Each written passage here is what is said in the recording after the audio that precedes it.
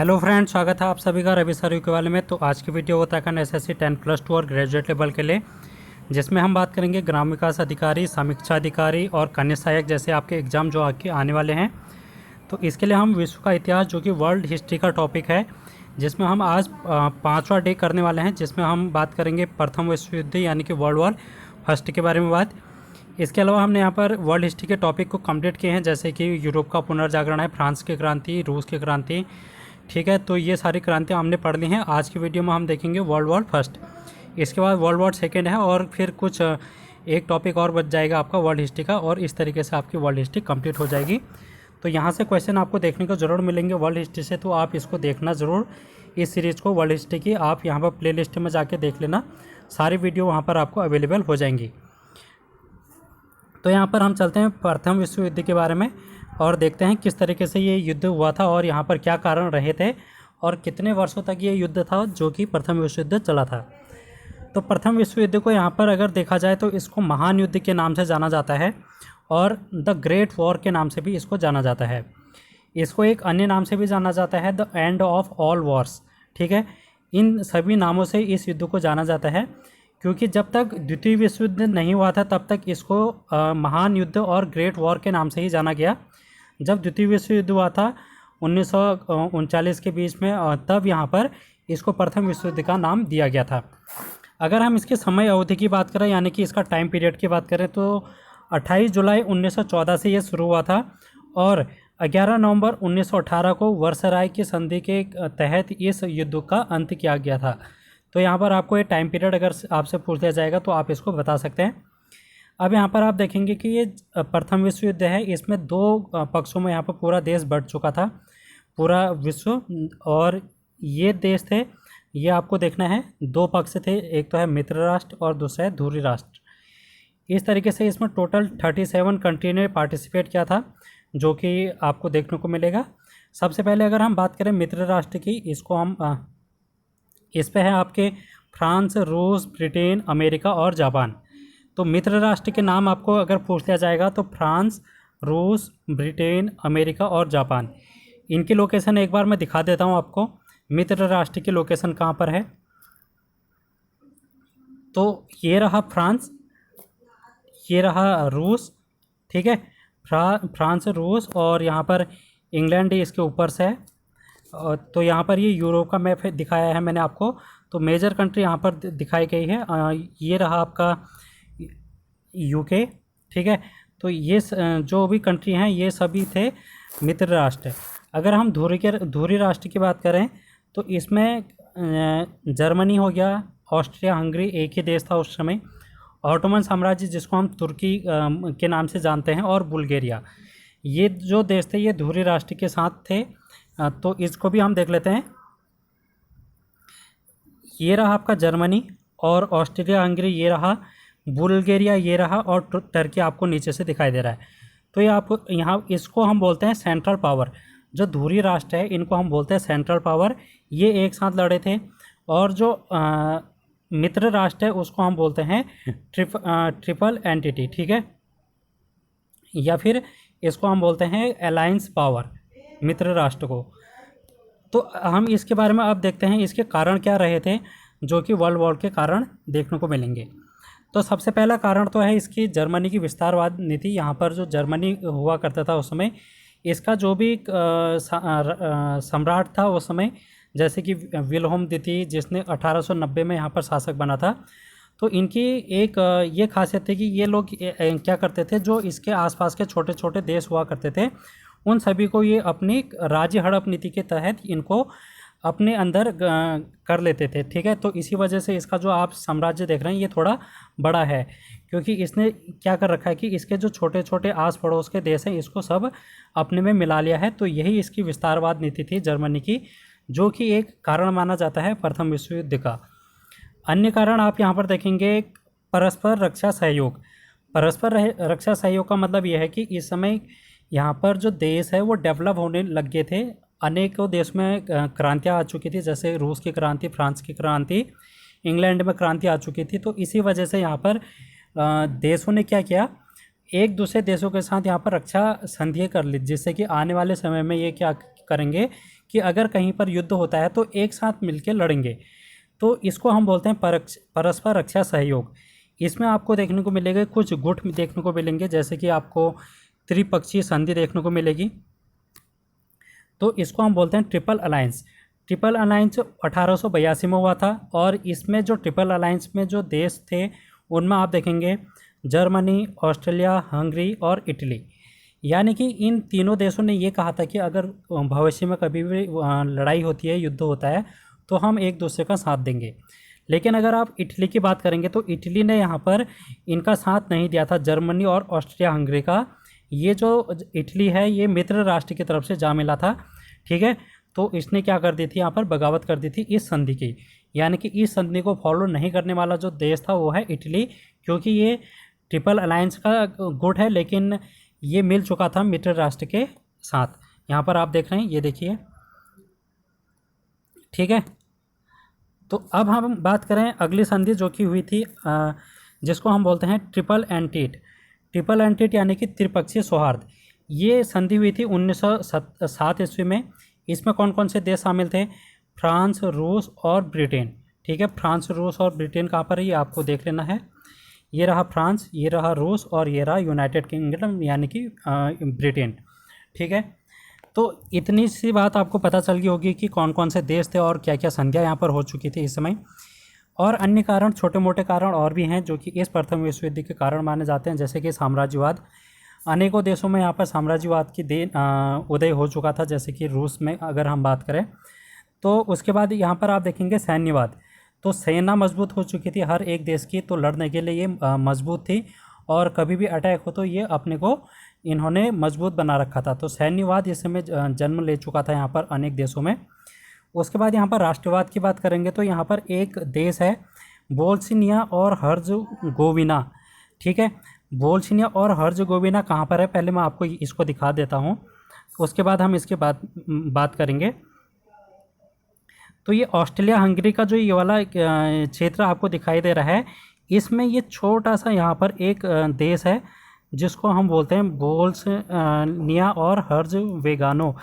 तो इसको भी यहाँ पर ये इसने अपने अंदर हड़प लिया था, ठीक है। ऑस्ट्रेलिया हंगरी ने इसको हड़प लिया था, तो इसी वजह से ही इसको अब हम ऑस्ट्रेलिया हंगरी के अंदर दिखा रखे हैं, ठीक है। यहाँ पर इसका नाम नहीं दिखा रखा, लेकिन मैंने आपको इसकी लोकेशन बता दी है, बोस्निया है कहाँ पर, ठीक है। अब आप देखेंगे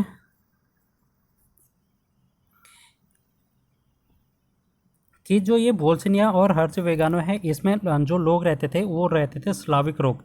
जैसे इंडिया में रहते हैं हिंदू, मुस्लिम, सिख, ईसाई, अलग अलग धर्म के लोग रहते हैं, वैसे यहाँ पर जो लोग रहते थे उनको बोलते हैं हम स्लाविक लोग, ठीक है। ये थे स्लाविक। अब ये जो स्लाविक थे ये सर्बिया में शामिल होना चाहते थे, लेकिन इनके साथ जो ऑस्ट्रिया हंगरी है इन्होंने ऐसा नहीं होने दिया और इनको अपने अंदर शामिल कर लिया था। तो इसी वजह से ये जो स्लाविक लोग थे ये ऑस्ट्रिया हंगरी से परेशान थे और ये इसका बदला लेना चाहते थे ऑस्ट्रिया हंगरी के लोगों से। तो आप यहाँ पर देखेंगे यह है सर्बिया। तो ये जो बोस्निया के स्लाविक लोग हैं ये सर्बिया में जाना चाहते थे, लेकिन ऐसा नहीं हो पाया। और ये जो रूस था ये भी चाहता था कि ये जो बोस्निया है ये ऑस्ट्रिया हंगरी के पास ना जाए और ये सर्बिया के पास आ जाए, ठीक है। तो आप यहाँ पर देखेंगे कि जो ऑस्ट्रेलिया हंगरी में इसके बाद क्या हुआ कि यहाँ पर एक शासक था, उसका नाम है आपको देखने को मिलेगा आर्कड्यूक जॉर्ज फर्डिनांड। तो ये इसका ऑस्ट्रिया हंगरी का उत्तराधिकारी था इस समय। तो इसको यहाँ पर क्या कर रखा था इन लोगों ने, जो बोस्निया की राजधानी है साराजेवो में ये दौरा करने के लिए गया। जब इसने बोस्निया को हड़प लिया था तो उस समय क्या किया, जो सर्बिया के लोग थे और बोस्निया के जो स्लाविक लोग थे उन लोगों ने एक रणनीति बनाई कि हम क्या करेंगे, जो आर्कड्यूक यहाँ पर विजिट करने के लिए आ रहे हैं हम उनकी क्या करेंगे, हत्या कर देंगे। तो उस समय यहाँ पर सर्बिया में एक गुप्त संस्था बनी हुई थी जिसका नाम है काला हाथ, ठीक है। ब्लैक हैंड नाम से एक यहाँ पर संगठन था, एक संस्था थी जो कि कार्य कर रही थी, जो कि आर्कड्यूक फर्डिनांड का यहाँ पर हत्या करने के लिए आई हुई थी। अब जैसे ही यहाँ पर आर्कड्यूक पहुँचे यहाँ पर सारावेजो का दौरा करने के लिए। तो उस समय इन्होंने क्या कर दिया, यहाँ पर बम धमाका कर दिया इनकी गाड़ी के ऊपर। तो बम धमाका करने के बाद क्या हुआ कि यहाँ पर जो आर्क ड्यूक है उनकी मृत्यु तो नहीं हुई, इनके बगल वाली जो पीछे वाली गाड़ी थी उस पर हमला हुआ था और ये बच गए थे। अब जैसे थोड़ी देर बाद क्या हुआ, एक सर्बिया का व्यक्ति था जिसका नाम है गैव्रिलो प्रिंसिप। गैव्रिलो प्रिंसिप क्या था, इसने क्या कर दिया, यहाँ पर आर्क ड्यूक को बंदूक से मार दिया था, यानी कि इसकी हत्या कर दी थी। आर्क ड्यूक के साथ यहाँ पर इनकी वाइफ भी थी जिनकी हत्या इनके साथ कर दी गई थी गैव्रिलो प्रिंसिप के द्वारा। ठीक है, गोली मार के हत्या कर दी थी। ये जो कारण था ये तात्कालिक कारण था, जो एक गोली था, एक गोली लगने की वजह से यहाँ पर आप देखेंगे कि जो प्रथम विश्व युद्ध है उसकी नींव रखी जा चुकी है। तो अब यहाँ पर जो ऑस्ट्रिया हंगरी है उन लोगों ने बदला लेने की कोशिश की और यहाँ पर जो सर्बिया है, ऑस्ट्रिया ने क्या किया, सर्बिया के खिलाफ युद्ध लड़ने की यहाँ पर घोषणा कर दी। तो इस तरीके से आप देखेंगे ये ऑस्ट्रिया हंगरी ने यहाँ पर सर्बिया के विरुद्ध यहाँ पर धावा बोल दिया था। और जर्मनी और ऑस्ट्रिया हंगरी का एक अच्छे दोस्त है, तो इसलिए जर्मनी ने इसका ऑस्ट्रिया हंगरी का साथ दिया था। अब सर्बिया ने क्या किया, इस रूस से मदद मांगी। तो रूस से मदद मांगी तो रूस ने भी क्या किया, अपनी सेना लेके जर्मनी की तरफ चली और यहाँ पर से फिर जर्मनी और रूस के तरफ के बीच में भी युद्ध होने लगा था। जब हमने रूस की क्रांति पढ़ी थी तो रूस की क्रांति में हमने देखा था कि वहाँ का जो शासक था तो वो क्या था, एक क्रूर शासक था और जार निकोलस द्वितीय उसका नाम था। तो क्रूर शासक होने के साथ साथ ही वहाँ की अर्थव्यवस्था इतनी ख़राब हो चुकी थी कि वहाँ के लोग जो थे वो गरीबी से जूझ रहे थे और उनके पास खाने के लिए नहीं था, सैनिकों के पास बिल्कुल अच्छे हथियार नहीं थे। तो स्टार्टिंग में क्या हुआ, ये जर्मनी ने क्या किया, इस रूस पर अपना अधिकार हासिल कर लिया था और इसका कुछ क्षेत्र आप यहाँ पर देख रहे हैं, इस तरीके से इसका कुछ क्षेत्र को हड़प लिया था। तो क्या हुआ, धीरे धीरे इस रूस ने यहाँ पर अपने फ्रांस मित्र राष्ट्र जो कि इन्होंने संधि कर रखी थी रूस और फ्रांस ने, तो फ्रांस से मदद मांगने की कोशिश की और इस तरीके से फिर इस युद्ध में फ्रांस भी शामिल हो गया था। अब यहाँ पर आप देखेंगे कि ये जो जर्मनी है, जर्मनी ने क्या किया, इस बेल्जियम है, यहाँ पर आप देखेंगे छोटा सा राज्य, छोटा सा देश, जर्मनी ने क्या किया, इस बेल्जियम को कहा कि हमको आप हेल्प कीजिए फ्रांस से लड़ने के लिए, क्योंकि इसके बॉर्डर पे है, अगर यहाँ से जर्मनी अपनी सेना भेजेगी तो बेल्जियम के रास्ते से तो फ्रांस पे अटैक कर सकती थी।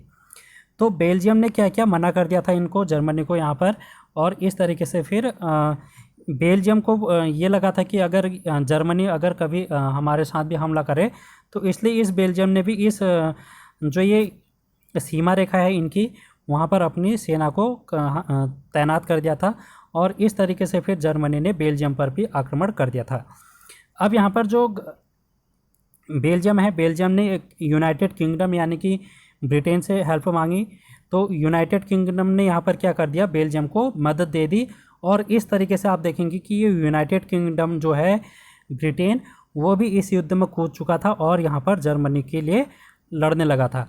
तो आप यहाँ पर देखेंगे इस तरीके से चारों ओर से फ्रांस हो गया, यूनाइटेड किंगडम हो गया, रूस हो गया और यहाँ पर से लास्ट में फिर इटली भी इनके साथ मिल चुका था, फ्रांस रूस के साथ। तो चारों तरफ से ऑस्ट्रिया हंगरी और जर्मनी को घेर लिया था इन लोगों ने। तो यहाँ पर जर्मनी की सेना कमज़ोर पड़ चुकी थी।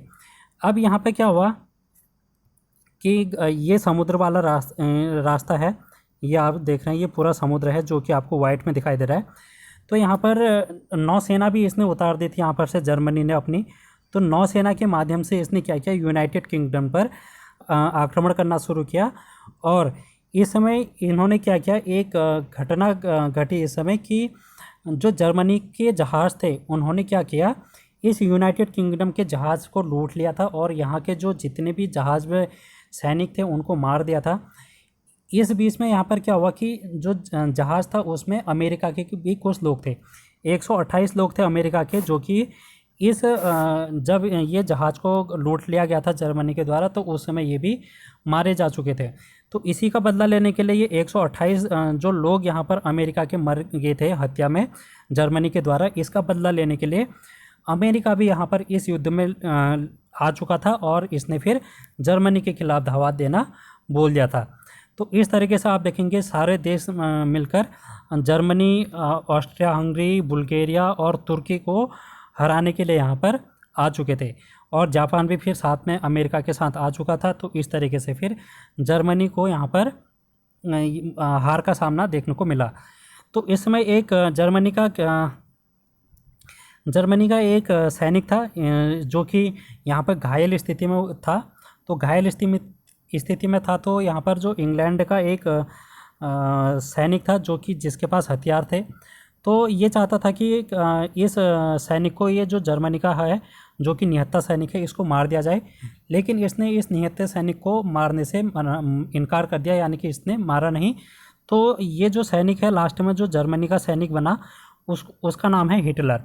तो ये जब हिटलर बना तो ये फिर इसका तानाशाह राज आपको पता ही होगा जर्मनी में, और इसी के वजह से फिर यहाँ पर आप देखेंगे कि द्वितीय विश्व युद्ध हुआ था। तो इस तरीके से यहाँ पर प्रथम विश्व युद्ध होता है और जर्मनी की हार होती है। कुछ संधियाँ होती हैं ऑस्ट्रिया हंगरी जर्मनी के बीच में और अन्य देशों के बीच में। तो उन संधियों को अब हम देख लेते हैं, और ये एक तरीके से आपको कहानी के रूप में मैंने बताया। अब हम फैक्ट तरीके से देख लेते हैं जो कि आपके आने वाले एग्जाम में पूछे जा सकते हैं। तो आप यहाँ पर देखेंगे कि सबसे पहले आपसे ये पूछ लिया जा सकता है कि ऑस्ट्रिया ने सर्बिया पर युद्ध की घोषणा कब की। तो स्टार्टिंग कब हुई थी? 28 जुलाई 1914 को यहाँ पर स्टार्ट हुआ था ये लड़ाई, जो कि सर्बिया के विरुद्ध यहाँ पर ऑस्ट्रिया ने घोषणा की थी। उसके बाद आप देखेंगे रूस यहाँ पर शामिल हुआ था 1 अगस्त 1914 को। उसके बाद मैंने बताया था कि फ्रांस भी शामिल हो चुका था रूस के साथ मिलकर 3 अगस्त 1914 को। फिर इनके साथ इंग्लैंड शामिल हुआ था 8 अगस्त 1914 को। फिर आप देखेंगे यहाँ पर इटली भी शामिल हो चुका था 26 अप्रैल 1915 को। यहाँ पर आप देखेंगे जो अमेरिका है वो 1917 में शामिल हुआ था, 6 अप्रैल 1917 में इस युद्ध में शामिल हुआ था। क्यों शामिल हुआ था? आप यहाँ पर मैंने बताया कि उनका जो जहाज़ था उसमें अमेरिका के 128 व्यक्ति थे, जो कि इस जहाज़ के साथ इनको मार दिया गया था। तो इसी का बदला लेने के लिए यहाँ पर अमेरिका ने यहाँ पर इस युद्ध में शामिल हुआ था। तो इंग्लैंड का जहाज़ का नाम आपसे अगर पूछ लिया जाएगा तो लुसितानिया जहाज़ था, और जो जर्मनी के जहाज़ का नाम था वो था यू बोट। ठीक है, तो ये फैक्ट आपको याद करना है। इसके बाद आप देखेंगे कि सबसे पहले तुर्की और ऑस्ट्रिया ने आत्मसमर्पण कर लिया था। तो जर्मनी जो है वो अकेला पड़ गया था, और ये आत्मसमर्पण कब किया? अक्टूबर नवंबर की बात है, 1918 में इन्होंने आत्मसमर्पण कर दिया था तुर्की और ऑस्ट्रिया ने। उसके बाद क्या हुआ? यहाँ पर जो जर्मनी का सम्राट था विलियम द्वितीय, इसको गद्दी त्यागनी पड़ी थी, और यहाँ पर इस युद्ध के बाद यहाँ पर वेमर गणतंत्र की स्थापना होगी थी जर्मनी में। तो वेमर गणतंत्र की स्थापना कब हुई थी? तो 1918 में, और जब प्रथम विश्व युद्ध हो चुका था उसके बाद यहाँ पर वेमर गणतंत्र की स्थापना हुई थी। यहाँ पर आप देखेंगे युद्ध विराम घोषणा कब हुई थी? 11 नवंबर 1918 को यहाँ पर जर्मनी ने युद्ध विराम घोषणा पर हस्ताक्षर किए थे। इस तरीके से 11 नवंबर 1918 को ये युद्ध समाप्त हो जाता है। इस समय आप देखेंगे कि कुछ संधियाँ हुई थी देशों के बीच में, जिनको हम बोलते हैं शांति सम्मेलन। तो पेरिस शांति सम्मेलन हुआ था, और ये कब हुआ था? 18 जून 1919 को, एक साल के बाद हुआ, 18 जून 1919 को। इसमें 27 देशों ने भाग लिया। जैसे कि इसमें मुख्य अतिथि के रूप में कुछ देश थे जो कि आपको ध्यान में रखने, जैसे कि अमेरिका के राष्ट्रपति इसमें वुडरो विल्सन थे, जो कि इस पेरिस सम्मेलन में इन्होंने भाग लिया था। और ब्रिटेन के प्रधानमंत्री लॉयड जॉर्ज, इन्होंने यहाँ पर इस शांति में भाग लिया था। और फ्रांस के प्रधानमंत्री जॉर्ज क्लेमेंसो। तो ये तीनों के नाम आपको याद करने हैं, अमेरिका, ब्रिटेन और फ्रांस के, जो कि प्रधानमंत्री थे और राष्ट्रपति थे। उसके बाद यहाँ पर वर्सराय की संधि हुई थी। तो वर्सराय की संधि किसके बीच में हुई आपसे अगर पूछ लिया जाएगा, तो जो ये मित्र राष्ट्र थे जिनकी विजय हुई थी, यहाँ पर फ्रांस हो गया, रूस हो गया, जर्मनी, यहाँ पर इंग्लैंड हो गया, इन्होंने जर्मनी के साथ यहाँ पर संधि की थी। वर्सराय की संधि कब हुई थी? 28 जून 1919 को। और उसके बाद ये जो बुल्गारिया है इसके साथ भी संधि हुई थी, जिसको हम बोलते हैं न्यूली की संधि। और तुर्की के साथ भी एक संधि होती है जिसको हम बोलते हैं सेवर्स की संधि। तो ये चीज़ें आपसे पूछी जा सकती हैं आने वाले एग्जाम में, तो इतनी बात आपको यहाँ पर से ध्यान में रखनी है। इसके बाद आप देखेंगे कि ये जो जर्मनी का सेना थी, इसको बिल्कुल यहाँ पर इन संधियों के माध्यम से, पेरिस शांति सम्मेलन और वर्सराय की संधि के माध्यम से, जो जर्मनी है इसकी सेना को यहाँ पर बिल्कुल कम कर दिया गया था, और इस पर बहुत कड़े पाबंद लगा दिए थे। तो ये ना ही ज़्यादा अपनी सेना रख सकता था, ना हथियार रख सकता था, और ना ही अपने देश का विस्तार कर सकता था। तो इसलिए क्या हुआ कि इसको बाधा आ रही थी बहुत अपने देश की अर्थव्यवस्था को चलाने में, क्योंकि इसके पास ना सेना ज़्यादा थी, ना इसके पास आधुनिकरण के साधन थे, क्योंकि ये कंगाल हो चुका था। इसी वजह से यहाँ पर फिर हिटलर जब शासक बना यहाँ पर, तो वो एक तानाशाह के रूप में उभरता है, क्योंकि वो परेशान हो चुका था इन संधियों से। तो जब परेशान हो चुका था तो उसके बाद इसने क्या सोची, फिर से अपनी वही विस्तारवाद नीति को इसने शुरू किया, और फिर इस तरीके से द्वितीय विश्व युद्ध होता है। तो द्वितीय विश्व युद्ध के बारे में हम अगली वीडियो में बात करेंगे। तो आज की वीडियो में इतना ही। तो वीडियो को शेयर करना ज़्यादा से ज़्यादा। थैंक यू सो मच, और चैनल को सब्सक्राइब कर लेना।